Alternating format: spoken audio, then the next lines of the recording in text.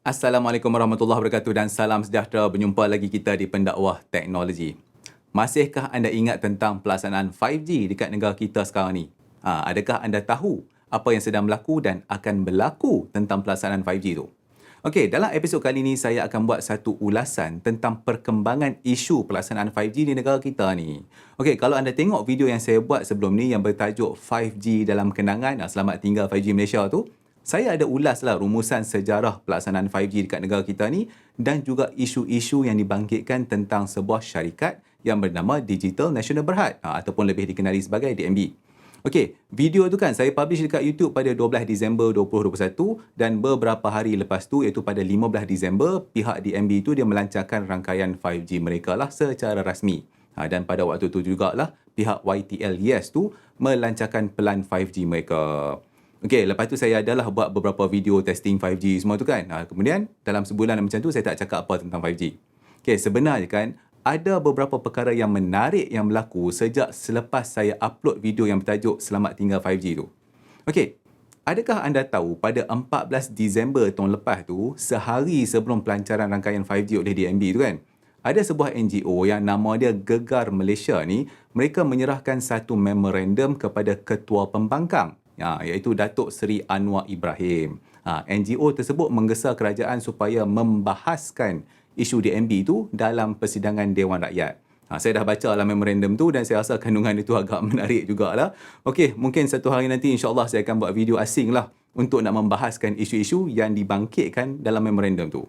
Okey, apa yang lebih menarik adalah beberapa hari sebelum NGO tersebut menghantar memorandum tu, Datuk Seri Anwar Ibrahim ada buat beberapa video di YouTube pada 11 Disember macam tu untuk memaklumkan rakyat Malaysia bahawa DNB ni adalah satu monopoli yang sama macam 1MDB. Maka monopoli yang DNB ni perlulah ditentang habis-habisan. Okey, selesai satu cerita. Lepas tu berlakulah bencana banjir, lepas tu adalah beberapa isu lain yang lebih menarik perhatian. Maka isu DNB ni dia sengap rasat. Alright. Tapi pada 7 Februari 2022, baru-baru ni lah kan, Dr. Ong Kian Ming, seorang ahli parlimen ni, dia telah menyatakan 15 soalan kepada DNB tentang pelaksanaan 5G dekat negara kita ni. 15 soalan tu dia memang panjang betul. Kalau saya nak baca 15 soalan tu dalam video ni, rasanya 15 minit duk habis baca soalan tu saja. Okey, jadi pada 12 Februari, lebih kurang seminggu lepas tu, CEO DNB, Ralph Marshall tu, dia menjawab ke semua pertanyaan Dr. Ong tadi tu. Okey, jawapan beliau telah disiarkan dalam The Edge Markets. Jadi disebabkan itulah, dalam video ni, saya akan ulas beberapa soalan serta jawapan yang diberikan untuk nak membolehkan anda semua lebih faham isu-isu yang dibangkitkan. Tapi saya tak akan ulas semua sebab kalau saya nak ulas semua rasanya sampai 2-3 jam pun tak habis lagi. Jadi saya akan ulas perkara-perkara yang saya rasa macam menarik lah untuk kita semua.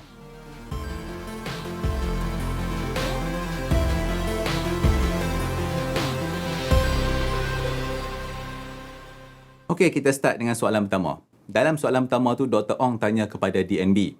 Masa PH jadi kerajaan dulu, PH mencadangkan agar satu konsortium di mana syarikat telekomunikasi ni semua akan memiliki pegangan majoriti dalam satu entiti yang akan bertanggungjawab untuk pelancaran 5G. Manakala kerajaan pula hanya ada pegangan minoriti dalam entiti tu.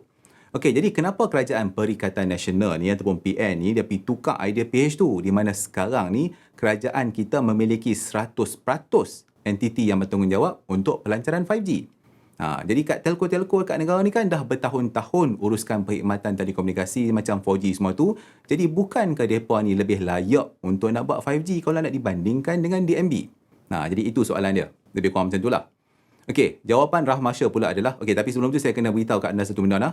Saya tak baca jawapan dia bulat-bulat tau. Saya ulas jawapan dia untuk kita lebih mudah faham lah kan. Okey, Ralph Marshall jawab macam ni. Kita dekat Malaysia ni duk sembang pasal 5G sejak tahun 2018 lagi. Pada 2019, ada satu laporan mengenai peruntukan jalur spektrum untuk perkhidmatan jalur lebar mudah alih di Malaysia ni kan. Dan laporan tu dikeluarkan oleh pihak SKMM. Di mana dalam laporan tu mereka memperkenalkan idea entiti tunggal untuk rangkaian 5G. Okey, jadi kalau saya nak bagi anda lagi mudah faham, idea siapa yang kata seorang yang nak jaga network 5G dekat negara kita ni, idea tu SKMM yang bagi, berdasarkan laporan yang saya cakap tadi itulah. Okey, kenapa SKMM buat macam tu? Salah satu sebabnya adalah untuk memastikan asas yang betul untuk 5G ditetapkan seawal mungkin. Itu ayat dia. Dengan kata lain, supaya 5G dekat negara kita ni dibuat dengan elok dan dibuat dengan betul. Okey, sebenarnya kan secara tepat apa yang SKMM cadangkan adalah supaya spektrum 5G itu diberikan kepada satu konsortium yang dibentuk oleh telco-telco yang ada dekat negara kita ni. Dan bukan diberikan kepada telco-telco secara berasingan. Okey, kalau anda tak tahu konsortium tu apa, secara mudahnya konsortium tu adalah macam satu perkongsian. Okey, maksudnya SKMM suruh Maxis, Digi, U-Mobile, Celcom, Unify semua tu, okey, depa ni geng ramai-ramai buat satu grup. Lepas tu SKMM bagi dekat grup tu spektrum 5G. Bukan pergi bagi spektrum 5G dekat seorang-seorang. Okey, kalau anda tak tahu spektrum 5G itu apa, secara mudahnya spektrum 5G itu adalah frekuensi 5G itulah. Okey. Kenapa SKMM tak nak bagi spektrum 5G itu secara berasingan? Jawapan dia senang je. Sebab spektrum 5G itu tak cukup. Kurang lah. Jadi dari bagi kat hampa semua seorang sikit, hampa semua buat satu grup, lepas tu semua pakai grup tu secara ramai-ramai. Dia bagi spektrum kat situ, pakai ramai-ramai. Lagi jimat. Okey. Tapi sayangnya, idea untuk nak buat grup telco-telco tu tak jadi. Pendek katanya, mereka tak boleh nak berpakat sebab setiap telco ni dia ada kepentingan masing-masing. Jadi kalau kita nak tunggu mereka, maka sampai tahun 2024 tu pun lah tak siap lagi 5G dekat negara kita ni. Tapi dengan kewujudan DNB, hujung 2021 lepas dah ada 5G walaupun bukan dekat semua tempat lah. Jadi itulah dia soalan pertama dan jawapan daripada Ralph Marshall. Soalan seterusnya, soalan keempat. Saya skip pergi soalan keempat. Dr. Ong tanya, kenapa kerajaan yakin pendekatan Single Wholesale Network ataupun SWN ni boleh menjimatkan kos dalam pelaksanaan 5G? Apa beza dia kalau kita suruh telco je yang buat 5G tu? Okey, lepas tu satu isu lagi. Kalau kerajaan nak suruh telco-telco ni sama-sama tanggung kos pelaksanaan 5G, maka kenapa kerajaan tak panggil je telco-telco tu lepas tu bincang cara nak kongsi kos pelaksanaan 5G dekat negara kita ni? Tu soalan dia. Okey, maka Ralph Marshall pun menjawab. Single Wholesale Network ni SKMM yang cadangkan. Sama lah macam jawapan dia untuk soalan nombor 1 tadi kan. Okey, DNB ataupun kerajaan, mereka ni tak halang kalau mana-mana telco ataupun sektor swasta nak melibatkan diri dalam DNB untuk pelaksanaan 5G. Tapi masa 5G ni baru nak dibuat, maksudnya pada tahap awal ni kan, kita tak galakkan mereka untuk terlibat sama sebab takut perkara tu boleh mendatangkan conflict of interest. Sebab takut telco-telco ni kan mereka dah banyak invest untuk 4G. Nanti bila network 4G tu tak balik modal lagi, maka mereka mungkin akan mempengaruhi pelaksanaan 5G tu. Jadi kalau saya nak cakap dengan bahasa mudah, DNB risau telco-telco ni tak habis perah network 4G tu lagi. Untung tak cukup lagi. Jadi kalau telco ni duk ada dalam DNB masa 5G tu baru nak buat, takut nanti mereka akan mungkin cakap, dia kata, Han tak payah buatlah 5G ni, biar kami buat duit dengan 4G dulu, lag dulu. Lebih kurang macam tu lah kalau saya nak bagi anda faham kan. Okey, menjawab tentang kos pula. Ralph Marshall cakap, dia kata, laporan National 5G Task Force menyatakan bahawa kos untuk nak upgrade satu rangkaian 4G, satu rangkaian 4G yang besar supaya boleh memberikan 90% coverage, dianggarkan menilai lebih kurang dalam 7.5 bilion. Itu baru nak luaskan coverage 4G tau, belum nak masuk 5G lagi. Lepas tu laporan tu pun anggarkan, dia kata, kalau nak buat 5G, setiap telco akan belanja lebih kurang dalam 30 bilion ringgit. Itu setiap telco. Tapi kalau menggunakan DNB, kos pelaksanaan 5G dalam 10 tahun tu hanya akan menelan belanja lebih kurang dalam 16.5 bilion ringgit sahaja. Okey, lepas tu Ralph pun cakap, dia kata 16.5 bilion tu pun bukan duit kerajaan. Dia kata kerajaan cuma injek 500 juta sahaja dalam DNB. Okey, jadi DNB ni dia dapat melaksanakan 5G dengan lebih cepat dan murah sebab dia menggunakan pendekatan Multi-Operator Core Network ataupun kita sebut dia MOCN tu lah. Okey, jadi secara mudahnya MOCN ni membolehkan satu rangkaian radio ataupun yang kita panggil sebagai Radio Access Network RAN tu kan, digunakan oleh beberapa telco. Okey, dengan bahasa yang mudahnya adalah bila DNB pergi buat satu pencawang 5G, banyak-banyak telco boleh gunakan serentak. Tu cerita dia. Kalau tidak, sekarang ni kan biasanya setiap satu pencawang tu satu telco. Jadi tu cerita dia. Jadi kalau saya nak bagi contoh lah kan, kalau ada 3 telco, maka ada 3 pencawang lah, lebih kurang macam tu. Okey, jadi kalau guna cara DNB, maka anda hanya perlukan satu pencawang sahaja. Sebab semua pencawang tu boleh digunakan oleh semua telco. Jadi dia jimat tempat dan jimat kos. Soalan seterusnya, soalan kelima yang ditanya oleh Dr. Ong. Ada pihak cakap Ericsson yang menang tender DNB untuk sediakan infrastruktur 5G itu bukanlah pilihan yang terbaik. Jadi cuba terangkan kenapa DNB pilih Ericsson. Okey, jadi Rahmasya pun menjawab, dia kata kenyataan tentang Ericsson bukan pilihan terbaik itu adalah salah. Dia kata macam tu. Okey, Ericsson merupakan salah satu syarikat besar di dunia ni yang sangat berkeupayaan untuk menyediakan radio access network ataupun kita panggil RAN tadi tu kan. Okey, jadi Malaysia pilih Ericsson sebab dalam tender tu, harga yang ditawarkan oleh Ericsson tu adalah 4 bilion lagi murah berbanding dengan syarikat-syarikat lain. Okey, lepas tu macam mana dia pilih? Dia kata DNB ada 4 tahap penilaian yang dibuat. Dan Ericsson dapat markah yang paling tinggi. Jadi sebab itulah dia menang. Okey, lepas tu macam mana tender untuk perkakasan rangkaian tu dibuat? Dia kata macam ni. Mula-mula ada 14 syarikat yang dipanggil. Daripada 14 syarikat tu, hanya 8 sahaja yang disenarai pendek ataupun kita panggil shortlist lah. Daripada 8 syarikat tu pula, hanya 4 sahaja yang submit dokumen tender. Dan salah satunya adalah Ericsson. Soalan yang keenam. Pada Julai 2021, DNB cakap kepada ahli parlimen bahawa kos untuk pelaksanaan 5G adalah sebanyak 18.9 bilion ringgit. Lepas tu pada Disember 2021 pula, DNB cakap kos tu dah turun kepada 16.5 bilion ringgit, di mana 12 bilion adalah kos infra dan 4.5 bilion pula adalah kos korporat. Jadi tolong terangkan kenapa dia jadi makin murah. Okey, so itu soalan dia.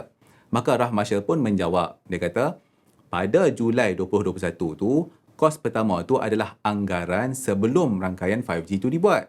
Okey, lepas DNB dah mula buat rangkaian 5G, maka mereka dah tahu perincian kos dan pelaksanaan. Dan dalam masa yang sama juga, DNB mengambil peluang untuk mengoptimumkan kos dan mengurangkan kos korporat. Sebab itulah harga dia makin murah. Okey, daripada segi perincian tu pula, dia kata, pecahan anggaran kos pada 1 Julai 2021 tu adalah 4 bilion adalah untuk beli perkakasan. Manakala 7 bilion pula adalah untuk infrastruktur rangkaian seperti fiber, kos tapak semua tu, tenaga, macam-macam lah benda-benda macam tu. Tapi lepas kira-kira balik, nak kena tambah 1.5 bilion lagi untuk fiber bagi 10 tahun akan datang. Jadi maka kos infra tu dia naiklah kepada 8.5 bilion. Okey. Daripada anggaran jumlah kos sebanyak 12.5 bilion tu tadi, 10.7 bilion akan dapat balik kepada telco, fiber, pembekal infra dan tenaga. Di mana daripada situ jugalah dianggarkan TNB, Tenaga Nasional Berhad, akan dapat 1 bilion. SKMM pun akan dapat 1 bilion. Soalan ke-10. Kalau rangkaian 5G ni dikawal dan disediakan oleh DNB, maksudnya telco-telco ni tak boleh nak berlawan dari segi kelajuan dan juga kualiti penghantaran data. Sebab DNB cakap semua telco yang menggunakan infra DNB ni akan dapat akses secara adil dan sama rata. Habis tu mereka nak fight macam mana? Itu soalan dia. Maka Rahmasya pun menjawab, dia kata sebab itulah pengguna dekat Malaysia ni untung bila DNB yang buat 5G. Okey, kalau anda tak faham jawapan Raf tu, saya tolong ulaskan lah. Kalau sekarang ni biasanya satu-satu kawasan tu ada telco yang lebih baik daripada telco yang lain. Contohnya ada tempat Maxis elok tapi Celcom tak elok. Ataupun ada tempat Digi elok, mungkin U Mobile tak elok semua tu kan. Jadi lebih kurang macam tu. Maka kalau DNB yang sediakan tower 5G dekat kawasan tu, maka kesemua telco yang ada dalam kat situ kan, dia punya coverage akan sama dekat kawasan tu. Jadi telco-telco ni dia tak boleh nak fight daripada segi coverage, dia tak boleh nak fight daripada segi kelajuan sebab sama. Maka telco-telco dia kena fight dari segi benda lain. Contohnya nak bagi harga murah lagi ke, letak kuota lagi banyak ke, buang FUP ke, lebih kurang macam tu. Jadi sebab itulah kita yang untung. Soalan ke-13 yang ditanya oleh Dr. Ong kepada DNB. Kalau kerajaan tukar model Single Wholesale Network SWN tu kepada model lain, maka apa akan jadi? Okey, saya tolong ulas soalan Dr. Ong tu. Dia tanya, sekarang ni kan kerajaan suruh DNB buat infra 5G kan? Jadi katakanlah kerajaan suruh telco-telco yang pergi buat 5G. Ataupun dia kata telco-telco pergi buat grup baru untuk buat infra 5G juga. Maka apa yang akan jadi dengan DNB? Okey, jadi maka Ralph Marshall pun menjawab, dia kata, negara kita rugilah, dia kata. Kalau kerajaan batalkan pelaksanaan 5G melalui DNB ni, maka habislah semua kontrak-kontrak yang dah disign oleh DNB untuk nak laksanakan 5G ni. Dia kata DNB dah sign dekat 100 kontrak lebih kurang macam tu. Dan sejumlah besar pembayaran dah dibuat kepada Ericsson. Itu tak kira lagi nilai tertunggak 1.5 bilion yang belum dibayar kepada bank dan juga Ericsson untuk pelaksanaan fasa 1 5G tu. Dalam masa yang sama, sah-sah 256 orang pekerja DNB akan hilang kerja. Tu satu cerita. Selain daripada tu, pelaksanaan 5G dekat negara kita ni dia tertunda balik. Dan sudah semestinya 5G ini hanya akan ada dekat kawasan bandar sajalah. Kampung-kampung tak payah nak harap sangatlah 5G. Harap 5G apa, 4G pun macam tak apa-apa kan. Okey. Jadi kalau saya nak rumuskan secara peribadi apa yang akan berlaku kalau kerajaan cancel DNB ataupun kerajaan benarkan telco-telco buat satu lagi DNB version mereka sendiri, maka 5G tu akan jadi lebih kurang macam 4G yang kita duk rasa sekarang ni lah. Okey, saya dah tolong ulaskan 6 daripada 15 soalan yang ditanya oleh Dr. Ong kepada DNB. Macam saya kata pada awal video tadi, saya tak boleh nak ulas semua sebab saya takut nanti dia jadi dah panjang sangat meleret sampai anda pun bosan nak dengar kan. Jadi saya ulaslah mana-mana soalan yang saya rasa agak menarik. Okey, jadi lepas DNB dah jawab semua soalan Dr. Ong tu, jadi apa jadi kan?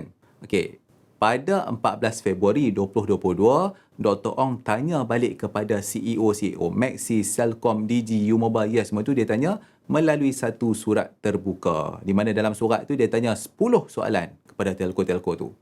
Dan apa yang berlaku adalah beberapa hari lepas tu, iaitu pada 18 Februari, 4 telco yang terdiri daripada Celcom, Digi, Maxis dan U-Mobile menjawab melalui satu kenyataan media. Mereka jawab pendek je. Dia kata, telco-telco ni dah cadangkan kepada kerajaan untuk menghasilkan dual wholesale network. Dual wholesale network yang terdiri daripada 2 konsortium. Satu konsortium tu adalah di antara kerajaan dengan DNB, manakala satu lagi konsortium adalah antara telco-telco. Okey, jadi pihak telco-telco ni cakap, dia kata perkara ni akan dibentangkan dalam kabinet. Okey, kalau saya nak tolong terangkan perkara ni dengan lebih mudah, dengan lebih relax macam orang Penang nak bersembang antara satu sama lain kan. Apa yang telco-telco ni cuba nak cakap adalah, dia kata kerajaan dengan DNB, kalau hampa semua nak pergi buat infra 5G, maka hampa pilah buat sendiri. Kami telco-telco ni tak nak pakai infra yang hampa buat tu. Kami nak buat infra kami sendiri. Biar pergi kat hang lah. Lebih kurang macam tu lah dia cakap. Okey, tapi jawapan yang lebih diplomatik adalah seperti mana yang anda boleh baca dalam kenyataan media yang diberikan oleh pihak telco tu. Saya tak faham dan tak larat nak faham tentang isu pelaksanaan 5G dekat negara kita ni. Semua pihak yang buat kenyataan tentang 5G ni akan cakap, dia kata, benda ni adalah untuk kebaikan rakyat. Kerajaan kata buat untuk rakyat, DNB kata buat untuk rakyat, telco kata buat untuk rakyat, rakyat merata. Habis tu yang ni hampa semua duk berebut-berebut ni, anda buat untuk rakyat ke ataupun anda buat untuk nak jual kepada rakyat? Kalau nak jual kepada rakyat, habak je lah nak jual. Tak payah nak cover line semua. Kami rakyat Malaysia ni tak bodoh tau. Okey, mari saya tolong ceritakan apa yang mungkin terjadi kalau kerajaan membenarkan dual wholesale network. Maksudnya, satu infra 5G tu DNB pergi buat, satu lagi telco-telco ni pergi buat. Okey, kalau telco-telco pergi buat infra 5G sendiri, maka tak akan ada lah telco-telco besar yang nak pakai infra 5G DNB tu. Okey, mungkin ada ramai lagi orang yang masih tak faham, no? DNB ni dia bukan satu telco ataupun ISP. Anda tak boleh nak pergi beli SIM card DNB. DNB ni hanya mewujudkan infra sahaja. Cadangannya adalah telco akan gunakan infra DNB untuk bagi 5G kepada anda. Jadi kalau telco-telco tak nak pakai, maka siapa yang nak pakai infra tu? Okey, sebenarnya kan, berdasarkan apa yang saya faham tentang isu 5G kat negara kita ni kan, dia sebenarnya ada 2 isu lah. Pihak pembangkang, dia tak puas hati dengan DNB sebab dia kata DNB ni monopoli. Okey, itu satu cerita. Lepas tu saya nampak pula telco-telco ni dia tak nak pakai DNB sebab dia tak nak rugi. Jadi tak tahulah itu daripada segi pandangan saya lah kan, pandangan peribadi. Okey, telco-telco ni pun saya tak berapa nak faham juga. Duk berebut sangat nak pergi buat infra 5G tu. Rangkaian 4G yang anda semua duk jaga sekarang ni pun berapa ramai pengguna yang duk komplain. Tak ada coverage, slow, kena FUP, harga mahal, siang line okey, malam line tak okey, kuota tak cukup sampai nak kena curi pakai VPN, signal tak ada sampai nak kena pasang antena parabolik, macam-macam. Kalau anda tak percaya kan, anda boleh pergi tengoklah grup-grup kat Facebook tu ke, kat Telegram ke, komen-komen orang sana sini ke. Malah dekat channel ni pun anda boleh tengok berapa ramai orang yang marah tentang servis 4G sekarang ni. Kalau anda tak percaya, anda boleh pergi baca. Malah apa yang lebih menarik adalah sejak servis 3G tu ditutup, berapa ramai orang yang mengamuk tentang kualiti servis bila call tu. Tu satu cerita lagi. Okey, apa yang lagi best kan? Malah baru-baru ni pun keluar lagi satu berita seorang individu ni nak kena pergi panjat bukit untuk nak pergi buat interview secara online sebab tak ada line. Kalau dulu cerita budak nak kena panjat pokok sebab nak ambil exam. Duk berebut nak buat 5G, sedangkan servis internet asas pun ramai lagi yang tak dapat. Kenapa saya suka 5G ni DNB yang buat? Senang saja. Kalau 5G ni bermasalah, maka kita ramai-ramai satu Malaysia ni, rakyat semua dan telco semua boleh pergi maki DNB tu. Lepas tu kerajaan anytime dia boleh pergi balon DNB ataupun pergi tutup DNB tu terus sebab tak perform. Tapi kalau 5G ni telco yang buat, maka akan jadi samalah macam 4G sekarang ni. Okey, mungkin bila saya cakap macam ni, maka ada pihak akan kata, oh Adil ni sokong DNB lah, pro kerajaan semua kan. Saya tak kisahlah anda nak kata apa kan. Tak ada kepentingan apa langsung untuk saya tak bersetuju dengan telco-telco dekat negara kita ni. Kita tak boleh nak nafikan, kalau tak ada telco-telco dekat negara kita ni, maka kita semua tak akan ada lah benda macam telefon, internet semua tu. Kita tak boleh nak nafikan benda tu. Jadi sebab itulah saya minta, kalau betul lah anda nak buat semua ni untuk negara kita, untuk kepentingan rakyat dekat Malaysia ni, maka cukup-cukuplah duk bergaduh pasal 5G tu. Orang lain semua dah mula duk bercakap tentang 6G, kita duk bergaduh lagi tentang siapa yang nak pergi pacak tower 5G tu. Ini baru 5G tau, belum teknologi lain lagi. Kalau pasal 5G ni pun duk bergaduh satu negara macam ni, macam manalah negara kita ni nak maju? Okey, rasanya saya dah cakap terlalu panjang tentang 5G dalam episod kali ni. Ini pun saya tak tahu anda masih duk menonton lagi tu pun ataupun tidak, mungkin dah bosan kot saya duk cakap panjang-panjang ni kan. Okey, jadi sebelum saya akhiri episod kali ini, kalau anda nak selamatkan pelaksanaan 5G di negara kita ni, maka saya minta tolonglah anda semua ni untuk sign petition ni agar kerajaan tidak mengubah pelaksanaan 5G yang sedang berjalan sekarang ni. Saya diberitahu bahawa ada video-video yang saya buat ni ditonton oleh pihak kerajaan dan juga ahli parlimen. Jadi disebabkan itu, wahai para penonton sekalian, suarakanlah pendapat anda. Okey, sambil-sambil tu saya juga nak mohon maaf secara ikhlas kalau ada apa yang saya tercakap tu salah ke ataupun menyakitkan hati mana-mana pihak. Jadi kalau saya ada buat benda yang salah tak betul, maka saya minta anda perbetulkanlah saya balik.